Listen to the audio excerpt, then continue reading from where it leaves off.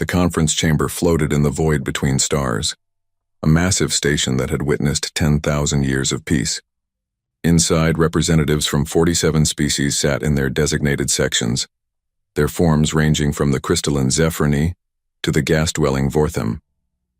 At the center podium stood Ambassador Sarah Chen of Earth, her small human frame dwarfed by the towering delegates around her. She had been speaking for 20 minutes. No one was listening anymore. "The Krell Dominion has taken 12 systems in 6 months, Chen said, her voice steady despite the dismissive chittering from the hive mind section. "Your projections show they will control a quarter of council space within 2 years. We are offering military assistance." High Counselor Vextar, a being that resembled a floating jellyfish made of pure light, pulsed with what the translator rendered as condescension. "Ambassador Chen, humanity has been part of this council for merely 200 years. The Krell are a known quantity. They have expanded before. They always stop. Not this time," Chen said. She pulled up holographic displays showing fleet movements, resource allocations, and strategic positions. "Look at the pattern. This is not opportunistic expansion. This is systematic conquest. They are building something. We appreciate Earth's enthusiasm," said Counselor Zephyros, one of the ancient Zephrani whose species had helped found the council. His tone was gentle but firm. "However, the Terran restriction protocols exist for good reason. Your species has been at peace for less than 3 centuries. Before that, you spent 10,000 years in nearly constant warfare with yourselves." Chen felt the familiar frustration rising in her chest. The same conversation, the same concerns, the same fear of what humans might do if given real military authority. She had been Earth's ambassador for 15 years. In that time, she had watched humanity treated like dangerous children, kept at arm's length, always under observation. Counselor Zephyros, with respect, "Our history makes us uniquely qualified to recognize what the Krell are doing," Chen said. "We know conquest when we see it. We have seen it from both sides. Which is precisely why we cannot allow human military forces to operate freely in council space," Vextar interrupted. "The protocols are clear. Human vessels may not travel in groups larger than 3 ships. Human weapons technology may not exceed Category 4 authorization. These rules protect everyone, including yourselves." Chen looked around the chamber. Some species looked uncomfortable. Others looked relieved that someone had said it. The Krell threat was real, but apparently letting humanity help was worse than losing systems to an aggressive empire. "Very well," Chen said quietly. She closed her data displays and straightened her uniform. "I have one final message from Earth High Command, to be delivered if this council rejected our offer." The chamber fell silent. Something in Chen's tone made even the most dismissive delegates pay attention. "When you change your mind," Chen said, meeting the eyes of each council member in turn, "it will already be too late." She walked out of the chamber without waiting to be dismissed. 3 days later, the Krell made their intentions perfectly clear. The attack came at dawn on New Beijing, a thriving human colony world with 4 billion inhabitants. The Krell fleet emerged from faster-than-light travel already firing.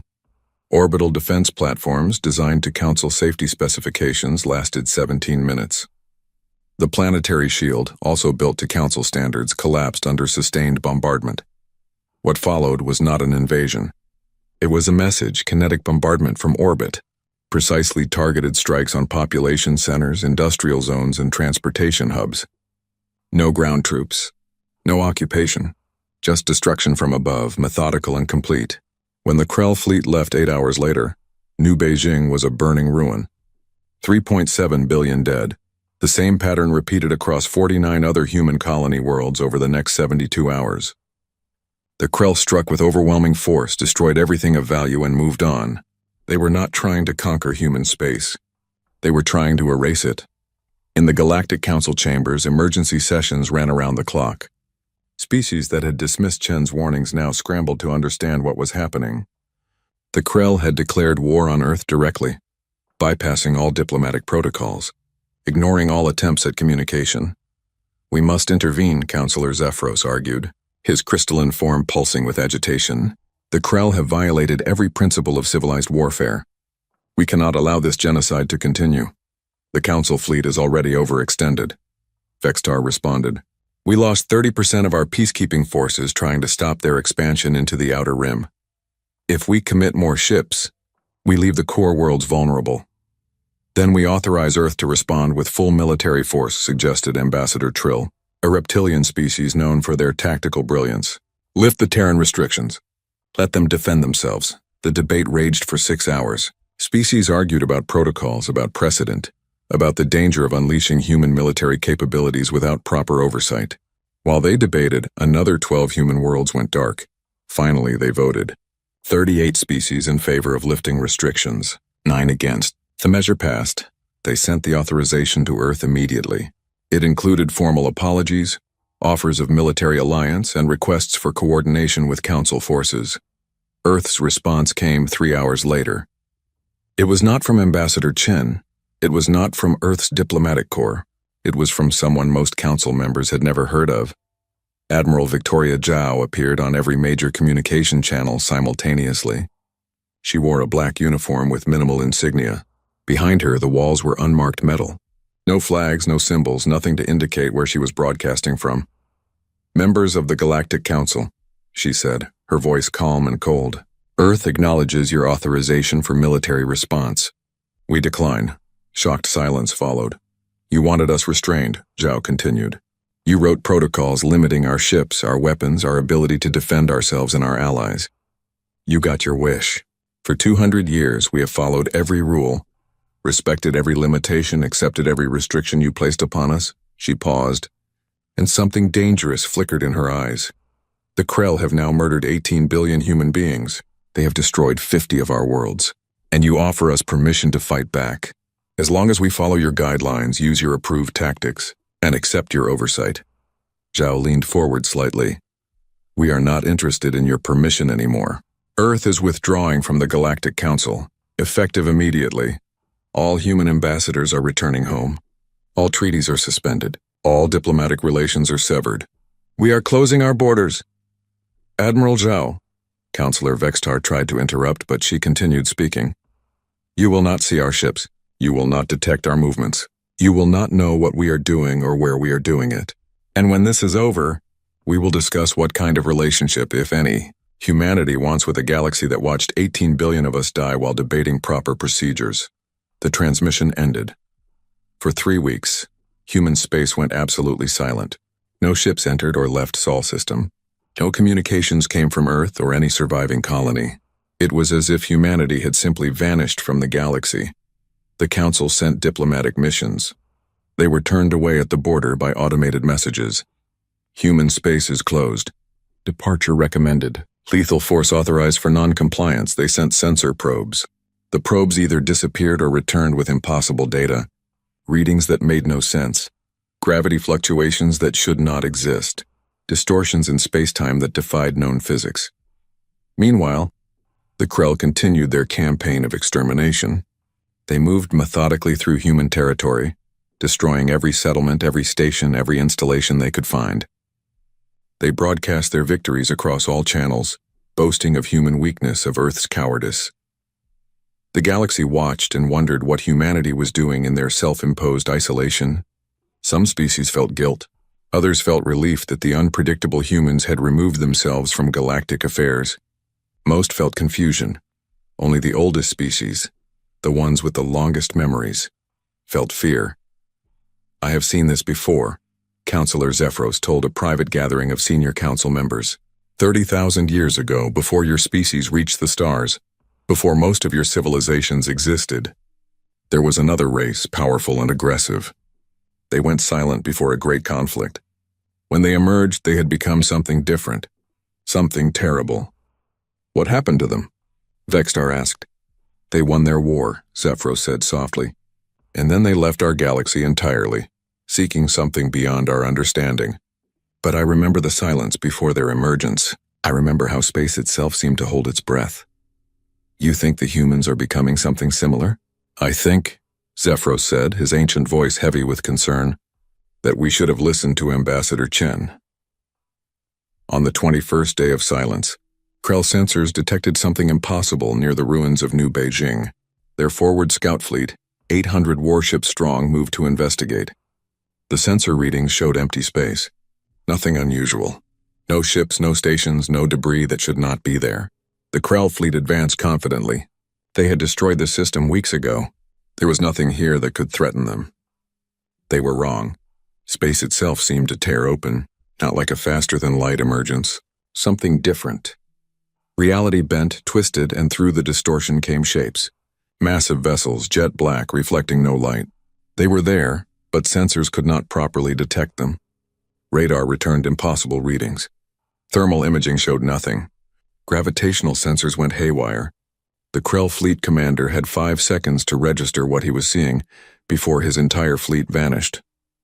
No explosions, no debris, no distress signals. 800 warships and their 70,000 crew members simply ceased to exist. The only thing remaining was a brief gravitational anomaly, and then empty space once more. The black ships, whatever they were, disappeared as mysteriously as they had arrived. News of the fleet's disappearance reached Krell High Command 6 hours later. They sent investigation teams. They found nothing. No wreckage, no energy signatures, no evidence that a battle had occurred. Just empty space where 800 ships should have been. Across the galaxy, every species with deep space monitoring equipment had detected the gravitational anomaly. They had all registered the impossible readings. They had all witnessed something that should not exist. In the council chambers, Counselor Zephyros looked at the data displays and spoke words that would echo through galactic history. "The humans have not been silent," he said. "They have been preparing, and I fear we are about to discover that the monsters we imagined were children playing dress-up compared to what they have actually become." The silence from human space continued, but now, everyone understood it was not the silence of surrender or retreat. It was the silence of the predator, watching from the darkness, waiting for the perfect moment to strike. The storm was gathering and humanity was at its center. The Krell Imperator stood before his war council, his massive form radiating fury. Around him, his generals and admirals maintained respectful silence. They had learned long ago that interrupting the Imperator during his rages led to immediate execution. 800 ships, the Imperator growled, his mandibles clicking in agitation. "Our finest forward fleet, vanished without a trace, and you tell me our sensors detected nothing? Nothing that makes sense, Imperator," Fleet Admiral Cross said carefully. "The readings we received before contact was lost showed spatial distortions, gravity fluctuations that are theoretically impossible, and energy signatures that do not match any known technology in our databases. The humans did this," the Imperator stated. "It was not a question. We believe so, Imperator, but we have no evidence. No wreckage, no survivors, no data logs recovered. It is as if our ship simply stopped existing." The Imperator's eyes narrowed. "Send reconnaissance drones into every system we have attacked. I want to know what the humans are hiding."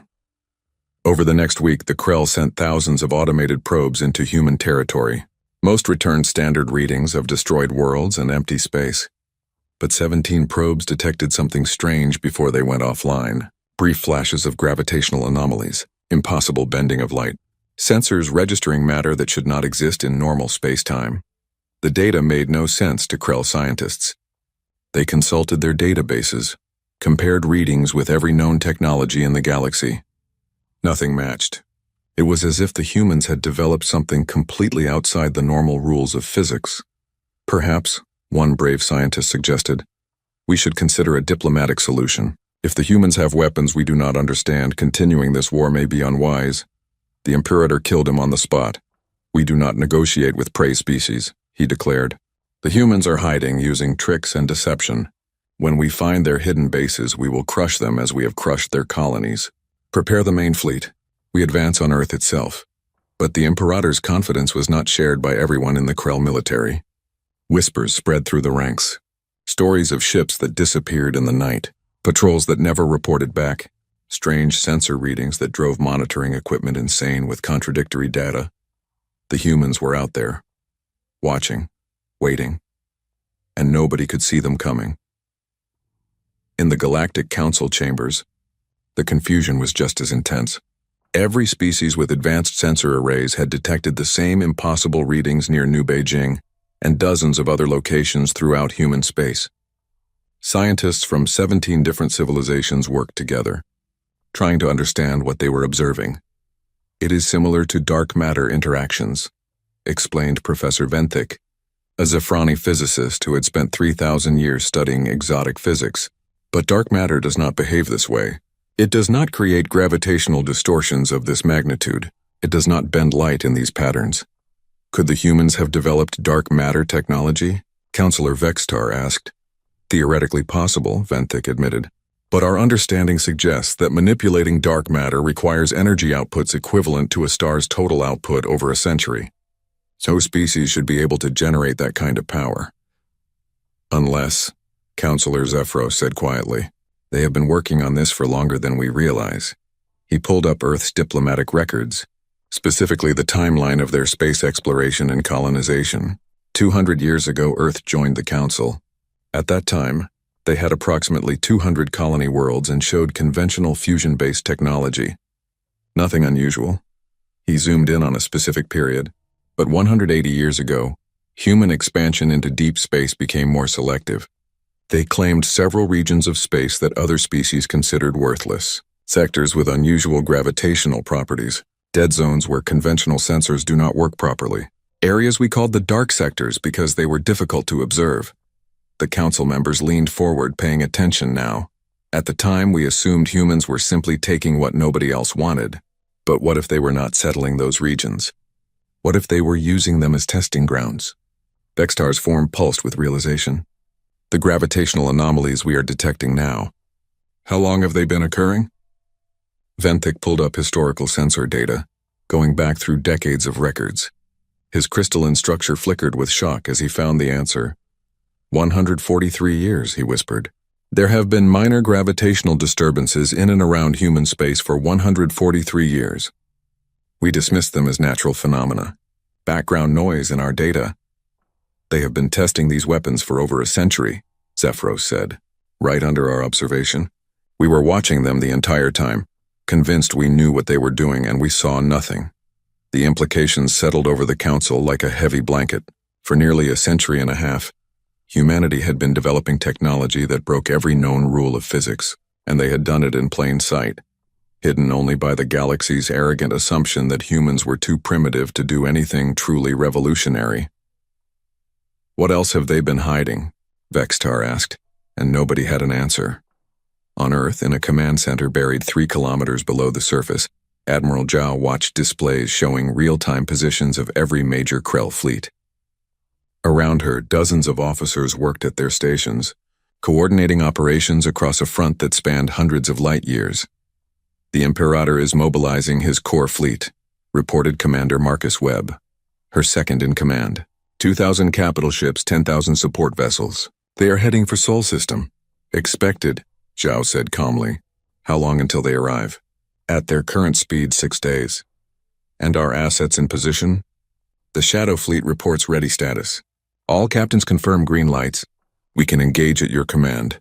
Zhao studied the tactical display. The Krell were doing exactly what her strategists had predicted. Overwhelming force, direct assault, no subtlety. They believed they understood warfare. They believed strength was measured in numbers and firepower. They were about to learn different. Not yet, she said. Let them come closer. I want them deep in our territory before we show ourselves. Ma'am, the Council has been sending diplomatic requests every day, Webb said. They want to know what we are doing. They are offering military support again. Tell them nothing, Zhao replied. They made their choice when they watched 18 billion humans die while debating protocols. We make our own choices now. Webb nodded and returned to his station. Zhao continued watching the displays, her expression unreadable. She had been preparing for this moment for 23 years. From the day she had been selected to command the Dark Matter Initiative, through decades of testing, development, and training in the shadows, the galaxy thought humanity had been playing by their rules. They had been wrong. Admiral, called out Lieutenant Sarah Kim from the communication station, we are receiving a tight beam message from the Tough's inevitability. Captain Rodriguez reports the ship is ready for the demonstration. Good, Zhao said. Execute the plan. It is time to stop hiding. Across human space, the order went out simultaneously. Dozens of ships that had been lurking in the shadows, invisible to all sensors, suddenly decloaked. Not fully visible, but enough. They appeared on sensor readings as distortions, as impossible masses that should not exist, as ships that were there but also not there. The Krell detected them immediately. Their sensors went wild with contradictory data, ships that registered on gravitational sensors but not on thermal or electromagnetic, vessels that seemed to exist in multiple locations simultaneously, masses that defied physics. Panic spread through the Krell ranks. Reports flooded in from every occupied system. The humans were everywhere. They had been there all along, watching, invisible, waiting. The Galactic Council's monitoring stations detected the same thing. Suddenly, human ships were appearing across dozens of systems. Not actually appearing, Council scientists realized. Just allowing themselves to be detected. They had been there the entire time. How many? Counselor Vextar demanded. We count at least 300 capital-class vessels, reported the sensor technician. But the readings are unstable. There could be more. There could be thousands. We cannot get accurate counts. 300 ships? Vextar said. That is substantial but not overwhelming. The Krell have thousands. Professor Venthic was studying the energy readings with growing horror. These signatures. Counselor, I do not think you understand. These ships are not just invisible. They are partially existing outside normal spacetime. They are using dark matter manipulation not just for stealth but for everything. Their engines, their weapons, their defenses. This technology is centuries beyond anything we have. How is that possible? Vextar demanded. How did humans develop this without us knowing? Because we were not looking, Counselor Zephyros said quietly. We were so busy making sure they followed our rules that we never questioned what they were doing in the places we could not see. In Krell space, Fleet Admiral Cross stood on the bridge of his flagship, the destroyer of worlds, staring at sensor displays that made no sense. His fleet was in formation, ready to advance on Earth, and suddenly there were human ships appearing all around them. Not close enough to engage, but close enough to be detected. They were being watched. How many? He demanded. Unknown, Admiral, his sensor officer replied, his voice shaking. The readings are inconsistent. Somewhere between 50 and 500 vessels in this sector alone. Launch fighters, Cross ordered. Send out reconnaissance squadrons. I want visual confirmation of these targets. The Krell fighters launched, speeding toward the nearest sensor contact. They transmitted video feeds back to the flagship. The images showed nothing but empty space at first. Then slowly, as they approached the coordinates, something began to appear. Not a ship emerging from stealth, but reality itself bending, light distorting around a massive absence in space. The shape of a vessel could be seen only by the way it blocked the stars behind it. It was enormous, larger than any Krell capital ship, and it was just hanging there doing nothing, simply existing as a reminder that humans could be anywhere invisible. Watching, the fighter squadron turned back, their pilots rattled. They had seen ghosts in the void, and the ghosts had let them run. All across the Krell Dominion, the same scene repeated. Human ships appeared just long enough to be detected, then faded back into invisibility. They did not attack. They did not engage. They just watched. It was psychological warfare at its finest.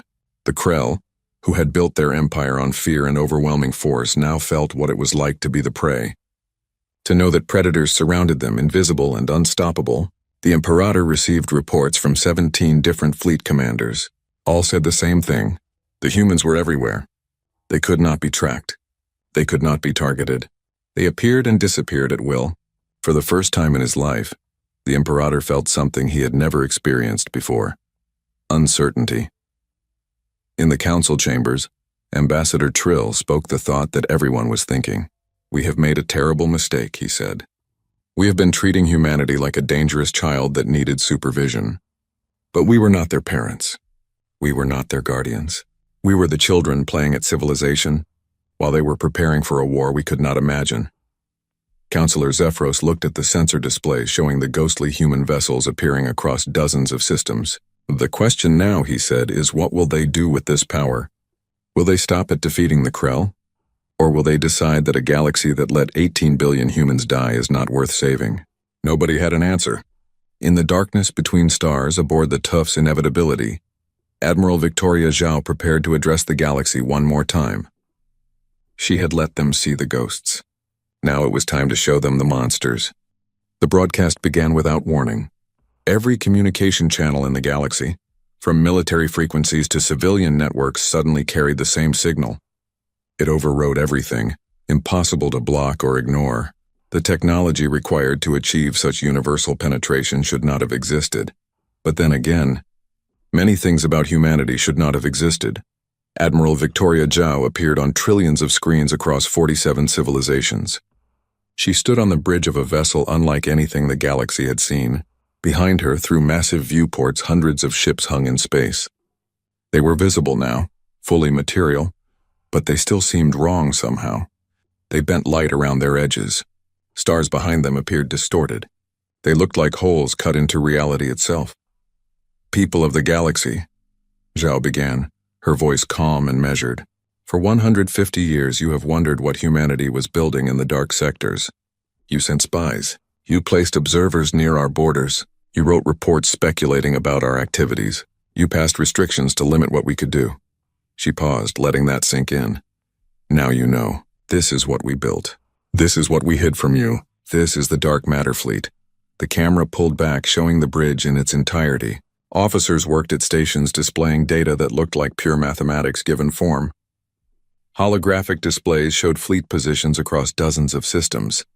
Everything looked efficient, organized, and utterly alien to standard galactic military doctrine. "You are looking at the Tough's inevitability," Zhao continued. "She is the flagship of Earth's dark matter fleet. She is 4 kilometers long, carries a crew of 3,000, and can move between star systems in ways your physicists will claim are impossible. She is also not alone." The display changed, showing a tactical overview. Hundreds of ship signatures appeared, spread across human space and beyond. The numbers kept climbing as more vessels revealed themselves. 300, 500, 800. The dark matter fleet consists of 927 capital ships, 3,000 support vessels, and enough firepower to crack planets, Zhao said. "But numbers mean nothing without understanding what these ships can do." She gestured, and the display changed again. This time it showed technical schematics, though simplified enough for non-human physicists to understand. The implications were staggering. "Our ships use dark matter manipulation as their core technology," Zhao explained. "We can phase partially out of normal spacetime, making us undetectable to conventional sensors. We can travel through what we call dark space, moving between points faster than any known faster-than-light drive. Our weapons do not fire energy or projectiles. They manipulate gravitational fields to crush targets from within. Our shields do not block attacks. They redirect incoming fire into pocket dimensions where it simply ceases to exist." In the Galactic Council chambers, every species representative sat in stunned silence. The technical data streaming across their displays was being analyzed by thousands of scientists simultaneously. The conclusions were unanimous and terrifying. This technology was at least 500 years beyond anything the Council possessed. "Maybe more. How?" Counselor Vextar whispered. "How did they achieve this?" Professor Venthik was reviewing the data with the focus of someone watching their entire understanding of physics crumble. "The mathematics are sound. The engineering is brilliant. But the energy requirements should be impossible to meet. Unless..." He stopped, his crystalline form pulsing with sudden realization. "Unless they found a way to tap directly into dark matter as a power source. By the founders, they turned the most abundant substance in the universe into fuel. They have access to functionally unlimited energy." On the broadcast, Zhao continued speaking. "You are wondering how we did this without your knowledge. The answer is simple. We started 157 years ago, shortly after we joined the Galactic Council. We noticed something during our initial surveys of Council space. You had explored less than 30% of the galaxy. You had marked certain regions as uninteresting, as dead zones with unusual properties that made conventional sensors unreliable." She smiled, and it was not a pleasant expression. "We claimed those regions. You let us have them because you thought they were worthless, but to us they were perfect. Regions of space with high dark matter concentrations, where we could test our theories without being observed. You were watching our main colonies, making sure we followed your rules. You never thought to watch the places you considered useless." Counselor Zephyros closed his eyes. He had approved those territorial claims personally, glad that humanity was taking unwanted space and not competing for valuable systems. The irony was almost painful. "For 150 years, Zhao said, we have been testing, developing, and building this fleet. We did it in the shadows because we knew you would never approve. You had already decided humanity was too dangerous, too unpredictable, too warlike. If we had asked permission, you would have said no. So we did not ask.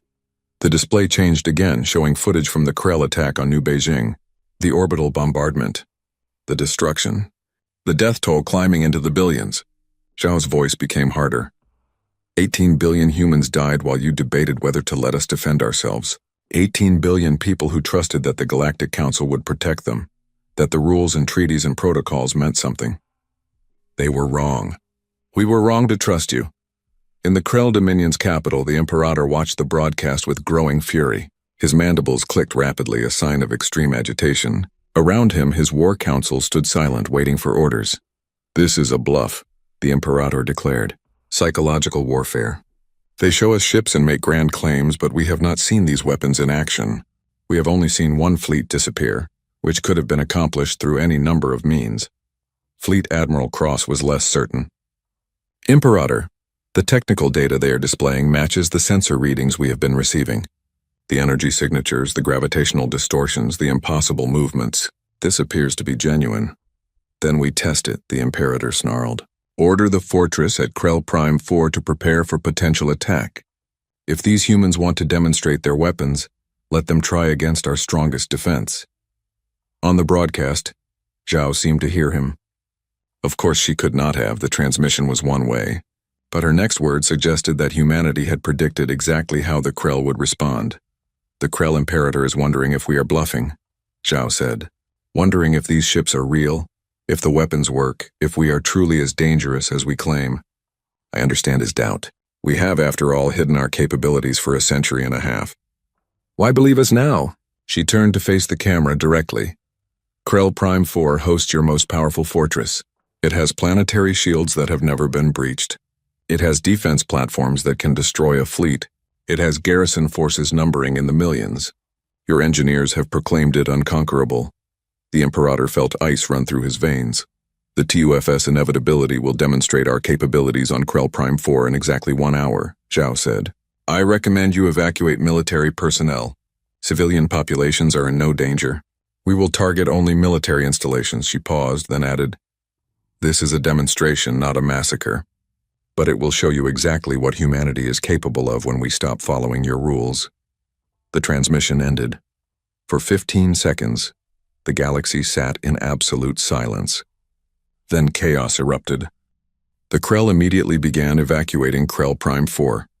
The fortress world was home to 2.4 billion Krell, mostly military personnel and their families. The Imperator ordered a full evacuation, but there was not enough time. They could save maybe half the population. The Galactic Council tried desperately to contact Earth, to negotiate, to stop what was about to happen. Every message was returned with the same automated response. Earth is not accepting diplomatic communications at this time. Professor Venthick was running calculations frantically. If they use gravitational manipulation against a planetary target, the devastation could be complete. They could crack the planet's core. They could trigger mass extinction events. This is madness. This is war, Counselor Zephyros corrected quietly. This is what we pushed them to by refusing to help when they needed us. 59 minutes after the broadcast ended, the TUFS Inevitability entered the Krell Prime 4 system. She came alone, one ship against an entire fortress world. The Krell had 600 defense platforms, 400 orbital weapon satellites, and 300 garrison ships. They opened fire the moment the human vessel appeared. The Inevitability did not return fire. She simply continued her approach. Missiles by the thousands converged on her position. They disappeared as they entered the space around the ship, vanishing into the pocket dimensions that served as her shields. Energy beams that could cut through battle armor splashed against her hull and were redirected harmlessly into dark space. Kinetic projectiles moving at relativistic speeds bounced off gravitational fields and shot off into space. The fortress was hitting her with everything and nothing was working. The Inevitability reached optimal firing position. Captain Maria Rodriguez stood on her bridge, reviewing final calculations. She had trained for this moment for 11 years. Her crew had practiced this maneuver thousands of times in simulation. All sections report ready, her tactical officer announced. Admiral Zhao sends her regards, Rodriguez said calmly. She wants this clean. Military targets only. Verify firing solutions one final time. Verified, Captain. Gravitational resonance generators locked on Fortress primary power core. Defense Grid Control Center, and Orbital Command Station. Civilian sectors marked as exclusion zones. Fire, Rodriguez ordered. The inevitability did not fire visible weapons. No beams of energy lanced out. No missiles launched. To observers watching from other ships, nothing seemed to happen at all. But deep in the fabric of space-time, something changed. On Krell Prime 4, the fortress's primary power core, buried 3 kilometers underground beneath multiple layers of shielding, suddenly experienced impossible gravitational stress. Space itself compressed around it, creating a localized singularity. The power core, the shielding, the entire underground complex, all of it crushed down to a point smaller than an atom in less than a second. The Defense Grid Control Center, located in orbit, experienced the same fate. The entire station crumpled like paper, its mass compressed into a gravitational impossibility, then released as the field collapsed, scattering atoms across the void. The Orbital Command Station tried to maneuver, but gravitational fields locked it in place. The station commander had 5 seconds to realize what was happening before his entire command structure folded in on itself and ceased to exist. Total elapsed time from firing command to target elimination was 17 seconds. The planetary shields without power collapsed. The defense platforms without control systems went offline. The garrison fleet without orbital command scattered in confusion. Krell Prime 4 was defenseless, and the inevitability just hung there, making no further attacks, simply waiting. On the planet's surface, 2.4 billion Krell waited for death. But it never came. The human ship had done exactly what Admiral Zhao promised. It had eliminated military capability and nothing more. Civilian sectors were untouched. Cities were intact. The only casualties were military personnel at the targeted installations, approximately 53,000 Krell. Compared to 18 billion humans, it was mercy. The inevitability turned and left the system without firing another shot. Across the galaxy, every species that had witnessed the demonstration sat in horrified silence. The technical achievement was stunning. The restraint was terrifying. The message was crystal clear. Humanity could have killed everyone on that planet. They could have cracked the world in half. They could have demonstrated their power through genocide. They chose not to. They chose to show precision, control, and mercy even against an enemy that had shown them none. In the council chambers, Counselor Vextar's form pulsed with something that might have been shame. "They are not monsters," he said quietly. "They are warriors who follow rules even when their enemies do not. They are better than us." Counselor Zephyros nodded slowly. "They have shown us what they can do. Now the question is what they will do. Will they stop at defeating the Krell? Or will they reshape the galaxy by force?" The answer came 6 hours later. Another broadcast, this time shorter. Admiral Zhao appeared on screens across the galaxy once more. "The demonstration is complete," she said. "The Krell now understand what they face. The galaxy now understands what humanity has become. What happens next depends entirely on how the Krell Imperator responds." She leaned forward. "Surrender unconditionally and begin immediate disarmament, or we will systematically eliminate every military asset in your empire. You have 48 hours to decide." The transmission ended. The galaxy held its breath, waiting to see if the Krell would choose wisdom or pride. The Krell Imperator sat alone in his throne room, surrounded by holographic displays showing the state of his empire. Every screen told the same story. His military forces were in disarray, his commanders were panicking, and his people were terrified. The humans had demonstrated their power, and the demonstration had been more devastating than any battle could have been. He had built his empire on fear. For 300 years, the Krell Dominion had expanded through overwhelming military force. They had crushed 23 civilizations. They had conquered 400 star systems. They had never lost a war until now. His war council stood before him waiting for orders. Fleet Admiral Cross looked exhausted. The other commanders looked defeated. They had all watched the destruction of Krell Prime 4's defenses. They had all reviewed the technical data. They understood what they faced. "Options," the Imperator growled. Cross stepped forward. "Imperator, we have 3 choices. First, we surrender as the humans demand. Second, we fight and hope to find a weakness in their technology. Third, we seek alliance with other species to counter the human threat." "Surrender is unacceptable," the Imperator said immediately. "Then we must be realistic about our other options." Cross continued carefully. "Our scientists estimate that defeating the dark matter fleet would require resources we do not possess. Their technology is simply too advanced. As for alliances, which species would join us? We have spent centuries making enemies. The Galactic Council would celebrate our destruction. So you counsel cowardice? The Imperator snarled. I counsel survival, Imperator. The humans demonstrated restraint at Krell Prime 4. They could have killed billions. They chose not to. If we surrender now, our people live. If we fight, the humans may decide that mercy was a mistake. For the first time in his life, the Imperator felt trapped. Every instinct screamed at him to fight, to never bow to an inferior species. But the display screen showed the truth. The humans were not inferior. They had become something the galaxy had never seen before. How long until their deadline expires? He asked. 37 hours, Imperator. The Imperator dismissed his council and sat alone, contemplating the unthinkable. While the Krell debated their fate, the Dark Matter Fleet was not idle. Admiral Zhao had made a promise. She intended to keep it whether the Krell surrendered or not. Across the Dominion, human ships appeared in system after system. They did not attack immediately. They simply arrived, became visible enough to be detected, and waited. Each appearance was a reminder, a promise, a threat. The psychological effect was devastating. Krell garrison commanders looked at their sensor readings and saw ghosts surrounding their bases. They knew the humans could strike at any moment. They knew their defenses were useless. Some commanders abandoned their posts. Others sent unauthorized messages to human vessels, asking for terms, begging for mercy. The humans ignored them all. They had given the Imperator 48 hours to decide. Until that deadline passed, they would simply watch and wait. In the Galactic Council, the debate was fierce. Some species saw opportunity in humanity's display of power. Others saw danger. All saw a fundamental shift in galactic politics. We must establish formal relations with Earth. Immediately, argued Ambassador Trill. The humans have demonstrated that they are the most powerful military force in the galaxy. We need them as allies, not enemies. They violated every principle of Council law. Councillor Vextar protested. They developed weapons in secret. They refused Council oversight.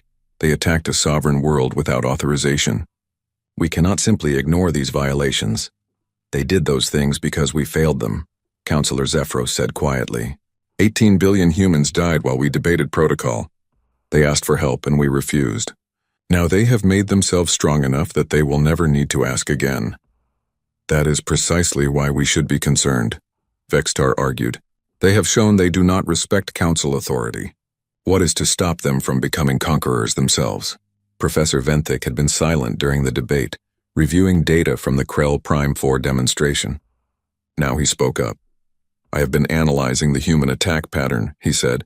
The precision required to target only military installations while leaving civilian infrastructure intact is extraordinary. They could have simply crushed the entire planet. Instead, they carefully selected targets and used the minimum force necessary. To achieve their objective, he displayed calculations showing the energy differentials involved. The humans used approximately 0.03% of their ship's estimated total firepower. They were not trying to intimidate through maximum destruction. They were showing surgical precision. This suggests a military philosophy based on achieving objectives with minimum casualties. Or, Vextar countered, they are being careful now because they are still outnumbered by the combined forces of the Council. Once they achieve dominance, their restraint may disappear. I do not believe so, Zephyros said. I am ancient by your standards. I have seen many species rise to power. Those who seek conquest demonstrate different patterns. They glory in destruction. They make examples through excessive force. The humans have shown the opposite. They demonstrate capability, then offer terms. They are not behaving like conquerors. Then what are they behaving like? Vextar asked. Survivors, Zephyros replied. They built this fleet not for conquest but for deterrence. They hid it not because they planned to attack, but because they knew we would try to stop them from defending themselves. Everything they have done, from the initial secrecy to the restrained demonstration, suggests a species that wants to be left alone but refuses to be vulnerable. The debate continued, but it was becoming clear that the Council was divided. Some wanted to embrace humanity as a powerful new ally. Others wanted to treat them as a threat to be contained. None had any idea how to actually enforce their will on a species that could appear anywhere. strike without warning, and vanish before reinforcements arrived. The 48-hour deadline approached. Across the galaxy, trillions of beings watched and waited. News networks provided constant coverage. Some showed maps of human ship positions. Others interviewed military experts who tried to explain dark matter technology to confused audiences. Everyone had opinions about what the Krell would do and what the humans would do in response. With 3 hours remaining, the Krell made their choice. The Imperator appeared on galactic communication networks. He looked old, tired, diminished. The being who had built an empire through force and fear now looked like someone who had faced something beyond his understanding. "People of the Krell Dominion," he began, his voice lacking its usual commanding tone. "I have consulted with our military leadership, our scientists, and our civilian government. We have reviewed all possible options for responding to the human ultimatum." He paused, and everyone watching knew what was coming. "The Krell Dominion hereby offers unconditional surrender to Earth. We will begin immediate and complete disarmament of all military forces. We will withdraw from all occupied territories. We will pay reparations for damages caused during our campaign against human colonies. We will submit to any additional terms Earth chooses to impose." The Imperator's image flickered, as if he struggled to continue. "We attacked Earth believing humans were weak. We destroyed their worlds, killed their people, and showed no mercy. They have demonstrated that they could repay us in kind. They could erase our civilization from existence. That they have chosen not to do so, that they have shown restraint where we showed none, is a mercy we do not deserve but gratefully accept." The transmission ended. For 5 days there was no response from humanity.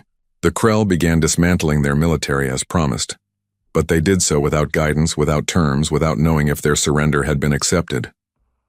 The silence from human space was complete. The uncertainty was worse than any punishment. On the 6th day, a single message appeared simultaneously on every communication device in Krell space. It was not a broadcast. It was a direct transmission to every terminal, every screen, every datapad. The technology required to achieve such precise targeting was almost as impressive as the weapons humanity had already demonstrated. The message was brief. "Accepted. Disarm completely. You have 30 days. We will be watching. You will not see us, that was all. No terms, no conditions, no demands beyond the immediate disarmament." The Krell had offered surrender and humanity had simply accepted it. No occupation, no conquest, no revenge for the 18 billion dead. The simplicity was terrifying. In the council chambers, the members tried to process what had happened. The war was over. The Krell, who had been the most aggressive military power in the galaxy, had been defeated in less than a month. And the humans were not claiming territory, not demanding tribute, not installing puppet governments. They had simply accepted the surrender and vanished again. "What do they want?" Counselor Vexistar asked, genuinely confused. "They have the power to reshape the galaxy. They have proven they can defeat any military force. Why are they not making demands?" "Because," Counselor Zephyros said, "they want what they have always wanted. To be left alone. To live without being told they are too dangerous, too violent, too unpredictable. They built this fleet not to conquer but to ensure no one could ever harm them again." "But surely they realize their actions have consequences," Vextar pressed. "Every species in the galaxy now fears human military power. Some are already beginning secret research into dark matter technology. Others are forming defensive alliances. The humans have destabilized the entire galactic order." "The galactic order," Zephyros said sharply, "allowed 18 billion humans to die while we debated protocols. Perhaps it needed to be destabilized." While the council argued, humanity continued its mysterious silence. The dark matter fleet remained deployed across former Krell space, monitoring the disarmament process. Ships appeared occasionally on sensors, reminders that humanity was watching, but there was no communication, no negotiation, no interaction. The Krell dismantled their military with desperate efficiency. They were terrified that any delay, any violation would bring the human fleet down on them with full force. Warships were decommissioned. Weapons were destroyed. Military bases were converted to civilian use. The transformation was remarkable in its speed and totality. And through it all, the humans simply watched. 3 months after the Krell surrender, the mystery deepened. Several species had begun finding human observation posts near their borders. Not military bases, just small stations with advanced sensors monitoring everything. The humans were not hiding anymore. They were openly watching the entire galaxy. Some species protested. The humans ignored the protests. Some species tried to approach the observation posts with diplomatic missions. The humans turned them away with the same automated message. Earth is not accepting diplomatic communications at this time. It was Ambassador Trill who finally voiced what everyone was thinking. "They are not going to talk to us, are they?" he said during a closed council session. "They are done with us. We failed them when they needed us, so now they have decided to handle their own security without our input. They cannot simply ignore the council," Vextar protested. "We are the legitimate governing body of galactic civilization." "Are we?" Zephyros asked. "The humans have demonstrated that our authority exists only because no one has seriously challenged it. We make rules that we cannot enforce. We pass judgments that we cannot back up with action. The humans have shown us that our power is an illusion maintained by mutual agreement, and they have withdrawn their agreement. So what do? Vextar asked. Before anyone could answer, every screen in the council chamber activated simultaneously. It was another display of the impossible precision of human communications technology. A message appeared, simple text on a black background. The Galactic Council is invited to send diplomatic representatives to Earth orbit in 30 days. Come prepared to discuss a new framework for galactic security. Your previous restrictions and protocols will not be discussed. We are not asking for permission. We are informing you of reality. If you choose not to attend, we will proceed without you. The message ended. The council sat in stunned silence. They are dictating terms, Vextar said weakly. No, Zephyros corrected. They are offering us one last chance to be relevant. We can accept that the galaxy has changed, or we can be left behind by species that adapted faster than we did. What choice do we have? Ambassador Trill asked. Zephyros looked at the blank screens where the human message had appeared. None, he said simply. We have no choice at all. That is what happens when you underestimate someone for 200 years. They stop caring about your approval and start making their own rules. The council voted unanimously to send representatives to Earth, not because they wanted to, but because the alternative was admitting they no longer mattered. The galaxy had changed. Humanity had changed it, and everyone was about to discover what the new rules would be. 30 days passed in uneasy anticipation. Diplomatic vessels from 47 species made their way to Earth's solar system, each one uncertain what they would find. Some species sent their highest-ranking diplomats, hoping to establish favorable relations. Others sent military advisors disguised as cultural attachés. Everyone wanted to understand the new power that had emerged from humanity's shadow. The journey to Earth was unlike any diplomatic mission in galactic history. Human space, which had been closed for months, opened for the council ships but with strict conditions. Each vessel was assigned a specific route. Deviation from that route would result in immediate destruction. No threats were made, no warnings issued, just simple statements of fact transmitted by automated systems. Several species tried to send scout ships on alternate routes. Those ships vanished without trace. After the third disappearance, everyone followed their assigned paths exactly. When the diplomatic fleet arrived at Earth, they found something unexpected. The planet was surrounded by hundreds of stations, defense platforms, and ships, but these were not hidden. Everything was visible, broadcasting its position openly. It was a dramatic shift from the secrecy of the previous months. The human fleet was no longer hiding.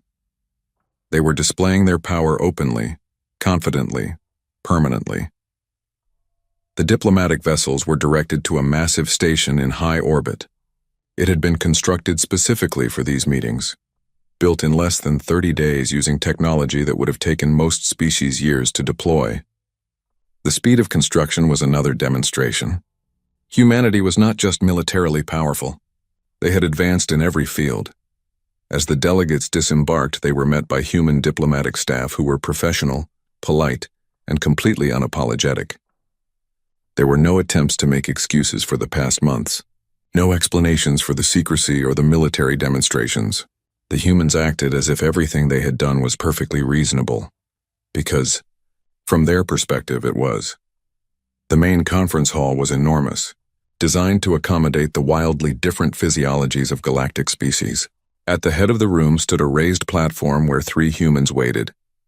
Admiral Victoria Zhao, now wearing a formal military uniform with more insignia than before. Ambassador Sarah Chen, who had not been seen since walking out of the council chambers months ago, and a third human, an older woman in civilian clothing whom none of the delegates recognized. Zhao spoke first. "Thank you for coming," she said, and her tone suggested she knew they had no real choice. "I am Admiral Victoria Zhao, Commander of Earth's Defense Forces. Many of you know Ambassador Chen.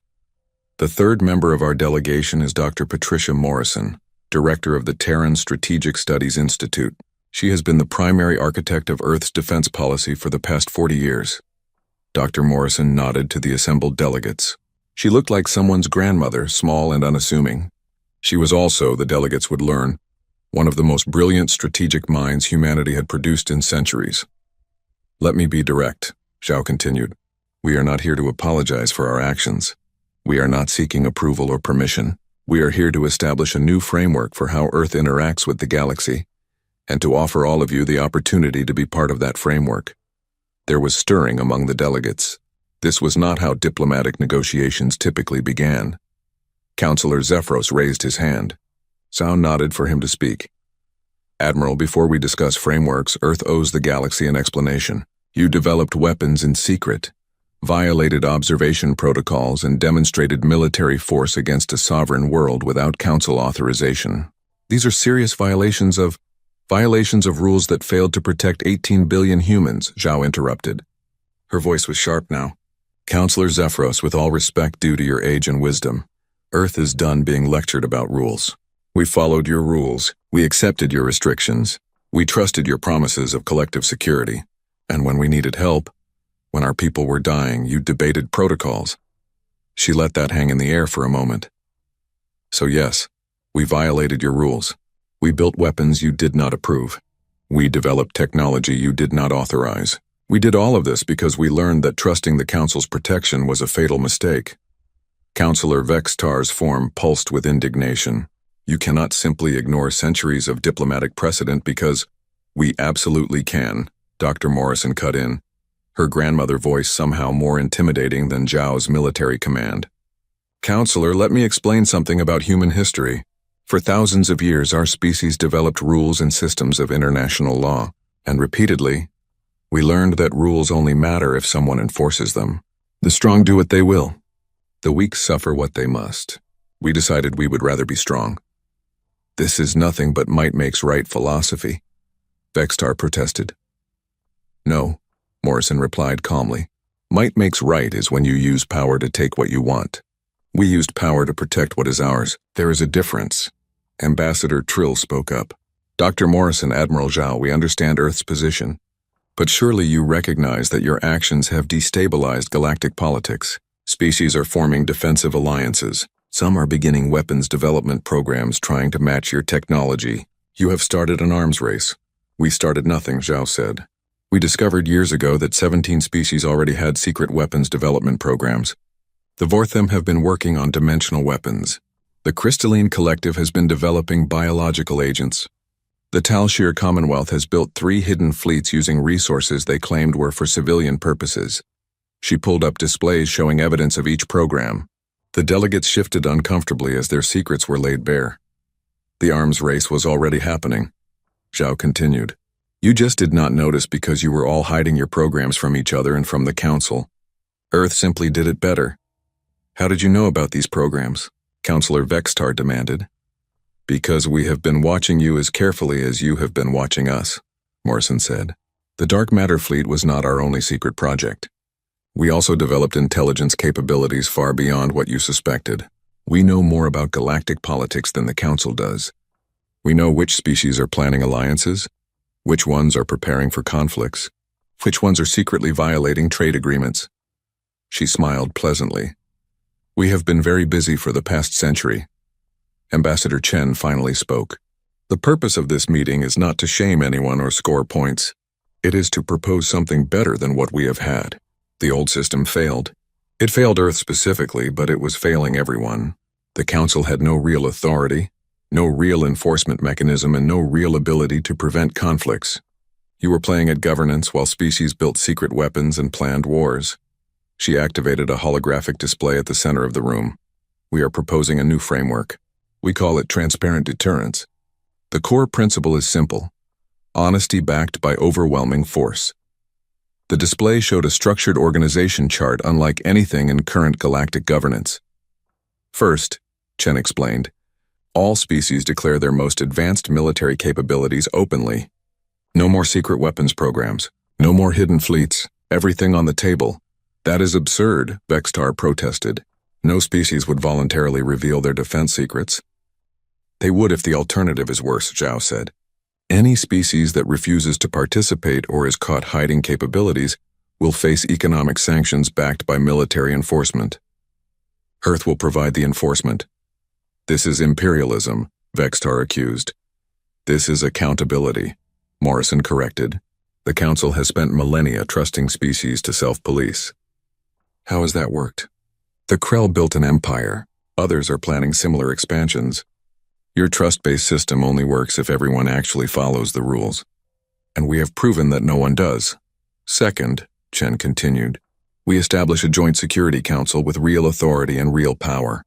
Not a debating society, an organization that can actually prevent conflicts and respond to threats. And let me guess, Vextar said bitterly, Earth would have veto power on this council? No, Chen said, surprising everyone. Earth would have one vote, same as every other member species. But the enforcement arm of the Security Council would include dark matter fleet vessels, working alongside ships from other species. We are not trying to rule the galaxy. We are trying to make sure the galaxy has actual security, not just the illusion of it. Counselor Zephyros studied the proposal carefully. You are suggesting shared military command? Human vessels taking orders from non-human commanders? In certain circumstances, yes, Zhao confirmed.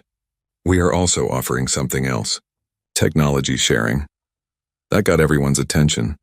We will share dark matter manipulation technology, Zhao continued. Not weapons, but the underlying principles. Species that join this framework will have access to improved energy generation, faster than light travel, and advanced sensor technology. We keep the weapons technology, but we share the foundation. Why? Zephyros asked. Why would you give away technology that makes you dominant? Because, Morrison said, dominance through technological monopoly is temporary. Eventually, others will develop similar capabilities. We would rather control how that happens than have dozens of species independently developing unstable dark matter weapons. Better to share the safe applications and maintain oversight over weapons development. Plus, Zhao added, advanced technology benefits everyone. Faster travel means better trade. Better energy generation means higher living standards. We are not interested in keeping the galaxy weak. We are interested in keeping it stable. The delegates debated among themselves for hours. Some were intrigued by the proposal. Others were suspicious. All recognized that Earth was not making a request.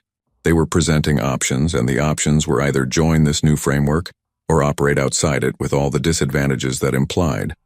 Ambassador Trill finally spoke for many when he said, this proposal assumes a level of trust that does not currently exist.